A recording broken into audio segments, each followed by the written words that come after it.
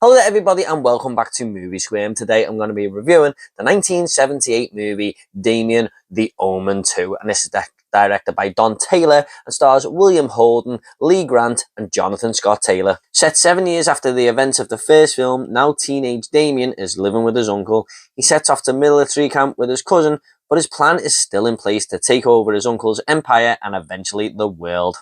Now, I remember watching this trilogy with my wife a couple of years ago, and I'd never got round to Damien the Omen 2. I'd always been a fan of the original, but I'd just never ever seen this one, and that was a first time watch for me, and I remember being very surprised by it. I'd heard a few people back in the day say it wasn't that good, and I was like, what the hell were those people talking about? You have always got to make your own mind up, of course, so I was actually looking forward to revisiting this one once again. Now, one thing that really intrigued me about this film when I first watched it was how Damien was going to be in this movie, because he's kind of a teenager in this one, and in the first film he's kind of this mute. I mean, he does speak now and again, but he gets away with a lot of things. He is very quiet, he's very shy, and it's very hard to believe that he can be capable of such evil things.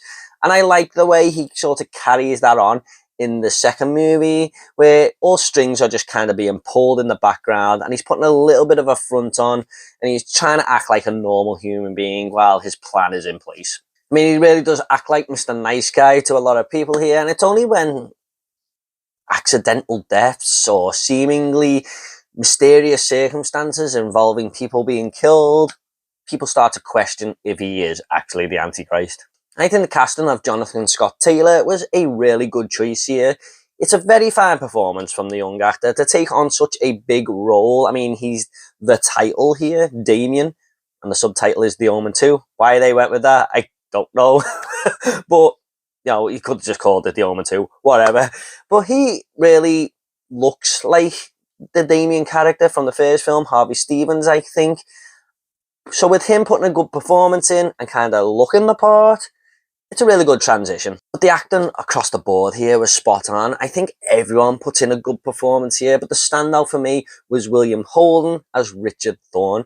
Now, you can tell he's poured his heart and soul into this character. He wants to be there. He really does want to make the best sequel that he can by contributing to this character.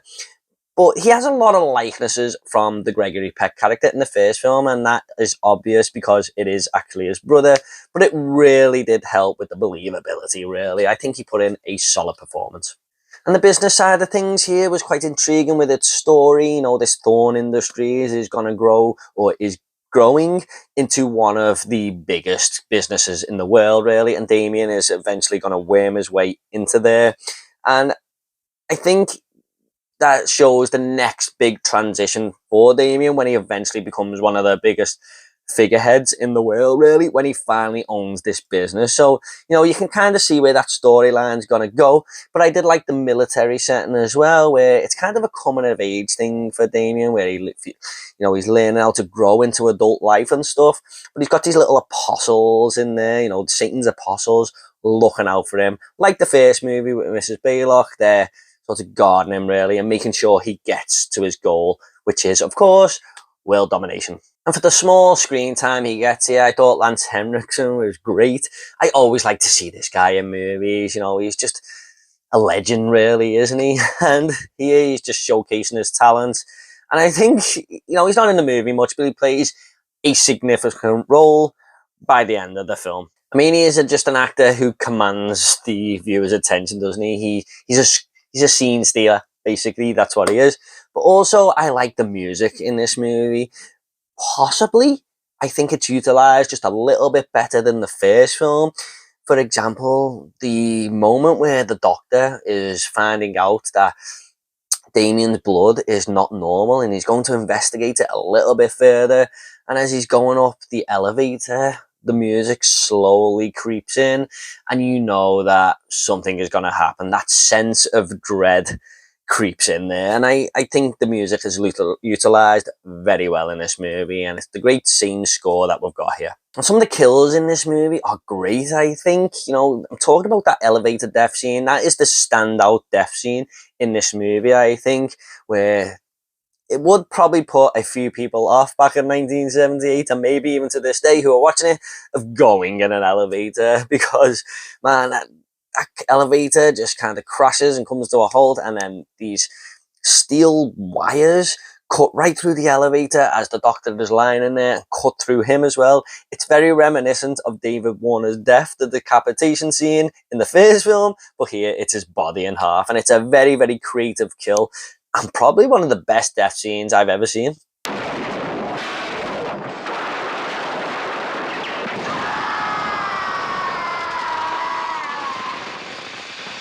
Also, the opening scene here has a very claustrophobic feel to it. Bugenhagen and the archaeologist, who are about to go and find out about Damien and sort of let loose the secret.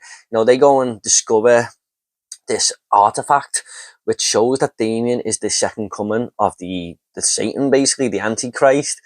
And as they're down there, all these rocks start to cave in and keep them underground, and then this sand starts to just seep through and bury them alive. And I was watching that going, oh man, I would hate to be in this situation. What a horrible death to have. Not to mention the journalist who gets her eyes poked out by the crow. I mean, that's awesome as well. But one scene that really kind of is memorable in this movie, not because it's a cool creative death scene or anything, but is because of the emotion involved.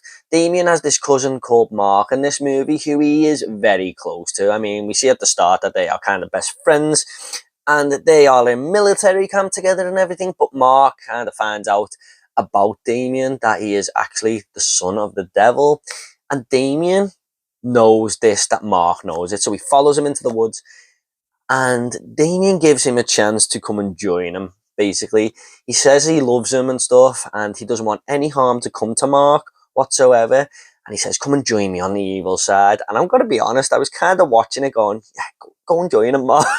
It's probably best for you. But he doesn't, and Damien basically kills him, and that just shows how truly evil Damien is. He probably has this person here who he cares for more than anyone that he's ever cared for in his life, his best friend, and he kills him because nothing is getting in his way. It just shows the true evil side of Damien. Now, I do have a little bit of a mixed thought on the ending here. Spoilers if you have not seen the film, but I'm just going to talk about the ending here. But Damien, you know, people are constantly dying around him, and a lot of people are trying to come into the fact that he might actually be the Antichrist. But his aunt is basically just not having that whatsoever. And all the way through the film, she is saying there's nothing wrong with Damien. People are insane. How dare they accuse him of being Satan's son and stuff.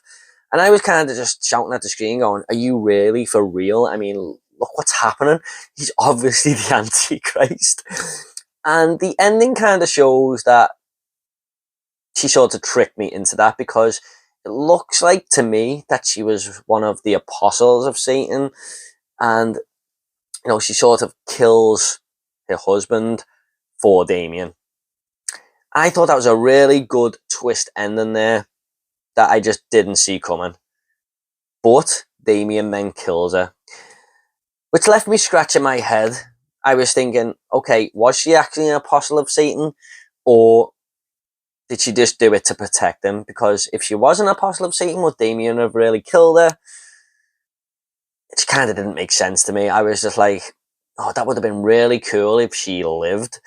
And it just showed that all these people who are protecting Damien are a force to be reckoned with. However, guys, my biggest ache with this movie, and I didn't really notice it the first time, but this second time watching it, I kind of just had a bit of deja vu with this film. It felt very much the same as the first movie. Now, let me just explain that. I know they throw the military setting in there and stuff, and Damien sort of taking over the business and stuff, but it just feels like the exact same story beats and the exact same story arc. So in the first movie, people start to find out about Damien becoming the Antichrist, and then they die, and it's kind of repeated a little bit for the first hour, and that's exactly what happens in this movie, although it feels a lot more often in this film that it happens. And also, by the end of the movie, like, Damien is in one place at the start of the movie, and at the end of the movie, he's just on his next step to power. It's kind of the same story arc. I mean, I don't think the movie does too much differently. It just plays it very safe there. I mean, it's exactly the same story as the first film. He's just a little bit older. That's the way I see it anyway. Also, instead of a Rottweiler showing up every 5 or 10 minutes in this movie, we have a crow. Also, I might be totally wrong here, guys, but I just thought that scene, because I'm not an expert on ice, but that scene where they are all skating on the ice and the guy gets pulled under the water and stuff, that just seemed so ridiculous to me. Like, a lot of them are kids, and there's a lot of people playing on that ice and stuff, and that was always going to bound to happen. But yeah, everyone's parents and stuff and the adults are all happy to just let everyone skate on the ice. I was kind of scratching my head at that a little bit. However, guys, this is still a very enjoyable sequel. If you liked the first movie, I think you'll kind of like this one. There's a lot of great death scenes and stuff, and it's kind of a fun one to get through. Not really any pacing issues or anything like that. It's a pretty solid sequel to a classic horror movie. I'm just going to go ahead and rate this movie now. I'm going to give Damien the Omen 2 a 7 out of 10. I probably would have given this a little bit higher if it took a few more risks, but it just plays it a little bit safe and follows a lot of the story beats of the first film. But overall, this is still a very enjoyable sequel. Okay, guys, at the end of these reviews, I always like to leave a little fun fact. Now, a fun fact for Damien the Omen 2 is that William Holden was actually offered the role for the first Omen movie, but turned it down because he didn't want to be involved in a movie that had Satan in it, basically, or centered around that subject, probably because of the controversy of The Exorcist a few years earlier. So when he seen that Gregory Peck got that role and how successful that movie was, he didn't bat an eyelid when it came to starring in Damien the Omen 2. And that would explain a lot of how he would have fitted that character in the first film, because there's a lot of likeness, like I said earlier, to Gregory Peck's character in this movie. Okay, guys, I hope you all enjoyed this review. Don't forget to check out my review for the first Omen movie, and give this video a like and subscribe to this channel if horror is your sort of thing. What do you think of Damien the Omen 2? You're a fan? You're not a fan? Let me know in the comments down below and I'll get back to you all, I promise. Thanks so much, guys. You take care. I'll see you on the next video.